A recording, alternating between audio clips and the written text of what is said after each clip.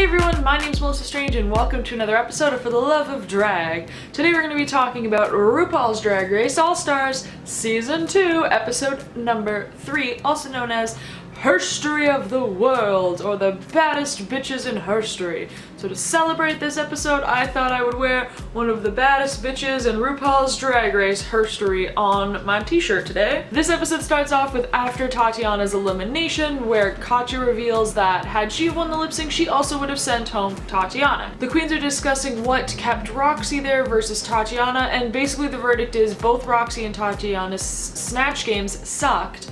But Roxy brought it more on the runway than Tatiana did. That was Alaska's deciding vote against Tatiana, and Katya agreed that that's what she was looking at too. The person that they're gonna send home is gonna be based off of the challenge, the runway, and the judge's critique. And they're gonna take all three of those things and then send the bottom queen home. That way it's fair and there's no problems or beef and there's no malicious reasons of sending anybody home. They should already know who's going home. They all felt it was clear that Tatiana would be going home that night. So the maxi challenge this week is #HERstory of the World, which is a lip sync extravaganza about the baddest bitches in HERstory. And each queen is given a famous woman of HERstory, and they are very clearly already assigned these characters before they come into Drag Race because they all have garments already prepared. They're really just doing like finishing touches, I guess, on the costume. And Alyssa seems to have had a lot of go-go juice during this episode because she is flip-flopping, freaking out everywhere she goes. She is just laughing and having a great time, and I love seeing Alyssa like that. I think Alyssa is so quirky and crazy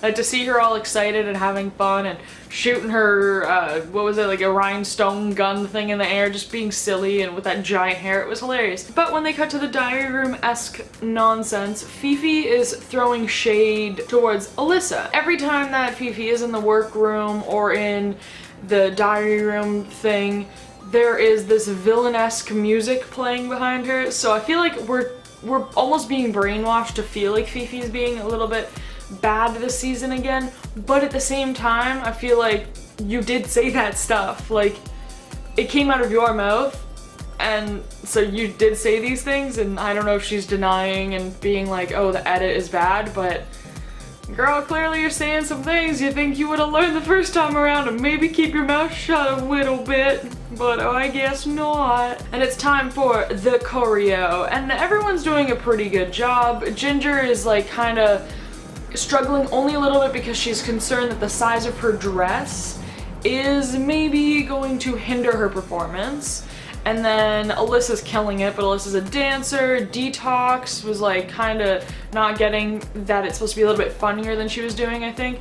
But overall, everybody was doing great. And because certain parts, they didn't need everybody on stage, on the sidelines, Fifi was kind of putting this seed into Ginger's head that her dress was going to be too big to do this, and was kind of like gossiping with all the girls about how Ginger's dress is too big, and it was like, don't be shady, be a lady there, Fifi, trying to get in everybody's heads. But whatever, it's a game. So it's elimination day, and the queens are in the workroom getting ready, and they are talking to Fifi about her life after season 4. And I already knew this, but Fifi explained that she got a lot of death threats after season 4, and that it was from people inside the drag community, outside the drag community, fans. Everybody was like attacking her. People were threatening to throw acid in her face, telling her not to come to shows. She was brought down a lot through it. And I mean, there has been confirmations from both Fifi and Sharon that a lot of that fight was planned between Fifi and Sharon. Not by RuPaul's Drag Race, but between Fifi and Sharon. They wanted to get this feud and this rivalry going as good TV. That's kind of what they were both doing. And so it's unfortunate that that happened, and she was discussing it. And then apparently, which I don't know if I remember reading anything about this in the past, but apparently Detox was also, I guess Detox would have been on the season after because she was season 5. So I guess while Fifi came off of season 4 or was on season 4, Detox was like basically with these people against Fifi, and there was a lot of hate going on there, but I'm sure they've since made up. And now it's time for the main stage lip sync extravaganza to the baddest of bitches in the world and a HERstory of the world lesson. and everybody did amazing. I was like, who's gonna be in the bottom? They didn't, nobody was bad. Everybody was freaking awesome. I was like, Alyssa, hands down, was my favorite out of everybody in the lip sync, so I knew she was gonna be in the top. I was already like, okay, Alyssa's in the top. And then everybody else was really, really good. And then they had their future of drag was the runway look, and again, everybody killed it. I mean, you had Detox stunning in her Tin Man silver thing. Oh my goodness, amazing. You had Alaska just like, ah! Everywhere she went, screaming about being her alien Alaska self. Like, literally every single queen looked great. Maybe Katya and Ginger's wasn't as outside of the box as everybody else's, but everybody looked great. And the judges agreed. Pretty much they loved every single person's performance and every single person's runway, except they said that like Katya's performance was a little bit more mellow. But I was looking at it, I'm like, yeah, but Princess Diana isn't as crazy as these other people. At least in my opinion, from what I gathered. So I didn't think she was like bad. I thought maybe like because of the way it was all structured, it was like all this like craziness, and then they had like the mellowest bad bitch of HERstory last. So maybe that's what kind of hurt Katya a little bit, but I still think she did a great job doing Princess Diana. So I was confused as to why they didn't like her.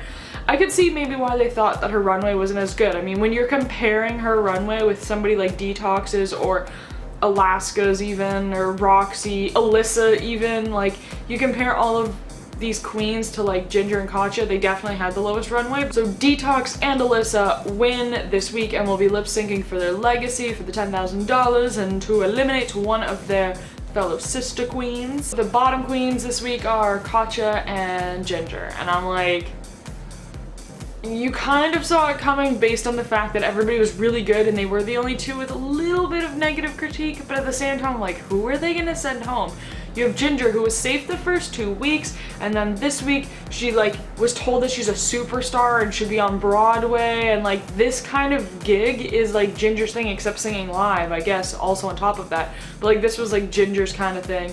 And then Katya, like, okay, she definitely, compared to Ginger, maybe didn't do as well in the lip sync thing, but I still think she did great. I was so confused as to what was gonna happen because I don't want to see Katya go. And based on the way that the queens are going to be sending people home and like their discussion that they've had with each other, Katya would be going home. And that's what they are deliberating in the back, is that based on their agreement, it is Katya's turn to go. So both Alyssa and Detox pull aside Katya and Ginger and are discussing with them individually what they think, who should go home and whatever. And Ginger's like, look, I was told I'm a superstar and the only reason why I'm in the bottom is because my dresses light up and the stage was too bright to catch what I was going for, and so my look was bad. Lip sync was good, so technically Katya should go home. And she's like, but Katya's my sister, I don't want to see her go home. While Alyssa's talking to Katya, she says in the diary room thing, confessional room, that she could see like the fight still in Katya's eyes, but Katya looked defeated, where Ginger was kind of like, I really want to be here, and Alyssa's like all excited. She's like, oh, that's what I want to see, somebody who wants to be here should stay. And so that's kind of what's going on. They go back onto the main stage and they lip sync their lip sync lives out. And I mean, Alyssa's an amazing dancer and lip syncer, and Detox is an amazing dancer and lip syncer. So I was like, I had no clue who was gonna win. I'm sitting there like, honestly, I got no idea. But thankfully it's not for me to decide, and RuPaul decided that Alyssa would win. So Alyssa won and she eliminated Ginger. And you could tell the other girls are like, Ginger? I thought based on our agreement it would be Katya because she had the lowest points out of everything. And I was kind of happy about it. Not that I don't like Ginger, I like Ginger Minch, but I love Katya, and I was like, I can't see Katya leave yet. What the heck is this? Katya can't go home. So then it got me thinking while I was laying around thinking about the episode. Is it possible that because they take the lipsticks out of that box and it's filmed, and the queens are probably like cued to go on stage, that like maybe the producers or a person who is bringing up drinks to the judges slips like a note or does a signal to Rue to let her know who picked who, That way Ru could just pick the winner of the lip sync and that person just sends who Ru would have sent home. Because like the first 2 episodes, both of the queens picked the same person to go, right? In episode 1 they both picked Coco, in episode 2 they both picked Tatiana. But in episode 3, and from what I gather, Detox's lipstick probably says Katya, where Alyssa's lipstick said Ginger. So do you think that maybe Ru didn't want to send Katya home yet, which is why she was leaning towards Alyssa winning, or what? Because I don't know. I don't know if it would be rigged like that.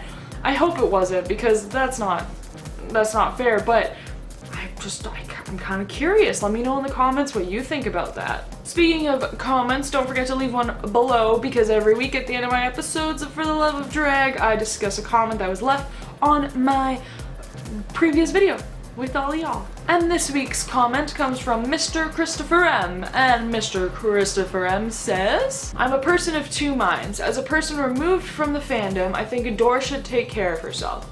Your well-being is more important than a competition.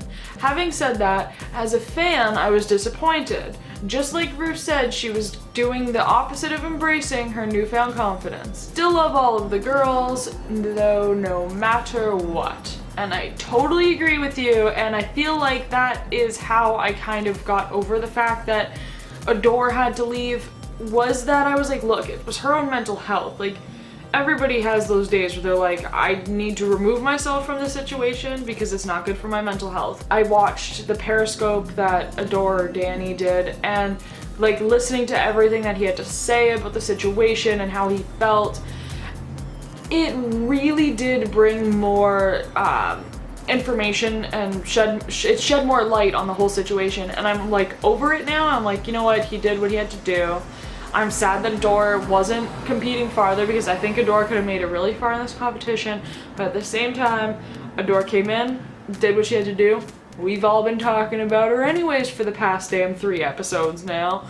So, but I don't think that Michelle should be getting death threats or being threatened or being hated on so much over it. That, like, I wasn't even trying to hate on Michelle in my episodes, and I hope it never came across like that. I love Michelle Visage. I think she's a freaking icon. She's amazing. A lot of people were attacking her, and I don't think that's cool, and not physically attacking her from what I know, just verbally, Twitter, all this nonsense online. It's not cool, you know? Like, she was doing her job, and yes, it seemed a little harsh, but after listening to the Periscope, I don't know if I think it was as harsh as we all thought. And with all that being said, if you haven't watched that Periscope yet, you should probably watch it, just because it is interesting, and it's not very long, but it does give you the information that I think everybody as a fan kind of wanted. Thanks again for watching this episode, everybody. Don't forget to give me a big ol' thumbs up if you enjoyed it, and leave me a comment down below, because I might discuss your comment on my next episode, and hit subscribe so then when I post that next episode, you don't miss it.